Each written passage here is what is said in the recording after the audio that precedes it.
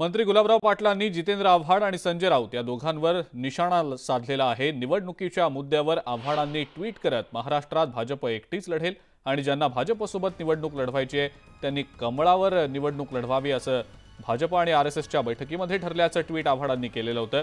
त्यावरून गुलाबराव पाटलांनी आव्हाडांना प्रत्युत्तर दिलंय। आम्ही शिंदे साहेबांना आमचा नेता मानतो, ते जो निर्णय घेतील त्यानुसार आम्ही त्यांच्यासोबत काम करू। कोणत्या पक्षाच्या चिन्हावर लढायचं त्याचं टेन्शन तुम्ही घेऊ नका असा टोलाही आव्हाडांना लगावला। यावेळेला बोलताना त्यांनी राऊतांना सुद्धा खडे बोल सुनावले।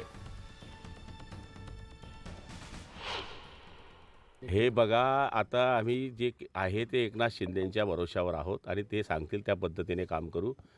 कोणत्या पक्षावर लढायचं, अपक्ष लढायचं, काय करायचं, शेवटी इथे असेल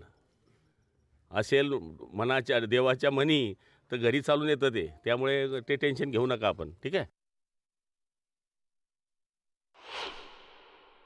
कोणतरी काळे नावाचा माणूस कोर्टात गेला होता, कोर्टामध्ये ती केस या ठिकाणी फेटाळलेली आहे आणि कोरोनाच्या काळामध्ये सगळे अधिकार हे कलेक्टरचे असतात, कारण की तो या ठिकाणी आपत्ती व्यवस्थापनचा अध्यक्ष असतो। पालकमंत्र्याचा काही त्या ठिकाणी पाहिजे त्या प्रमाणात संबंध येत नाही, पालकमंत्री फक्त सूचना करत असतो।